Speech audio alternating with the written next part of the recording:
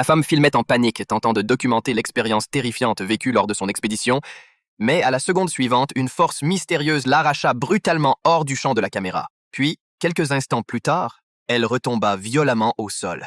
La diffusion de cette vidéo provoqua immédiatement un énorme buzz sur Internet.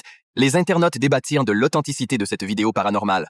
Bien qu'il fût finalement révélé qu'il s'agissait simplement d'une mise en scène orchestrée par un groupe d'influenceurs, le lieu filmé attira néanmoins une foule de touristes curieux, et c'était précisément l'objectif de cette équipe de créateurs. Ils utilisèrent ce genre de mise en scène pour aider les propriétaires locaux à booster la fréquentation de leur site. Ce jour-là, l'équipe fut à nouveau invitée dans un camping déserté, avec pour mission d'enregistrer une vidéo destinée à sauver un propriétaire proche de la faillite. En guise de remerciement, celui-ci leur versa un cachet important et leur offrit gracieusement une nuit sur une île au centre du lac. La capitaine du groupe, Marie, expliqua que malgré la beauté du paysage, l'endroit peinait à attirer les visiteurs faute d'un récit captivant. Pour remédier à cela, le propriétaire leur raconta une légende locale. Selon lui, une femme soupçonnée de sorcellerie avait autrefois été capturée ici. Les villageois furieux l'avaient punie en lui clouant un masque de fer sur le visage et en attachant une clochette au masque. Ainsi, elle ne pouvait plus approcher discrètement ni se nourrir.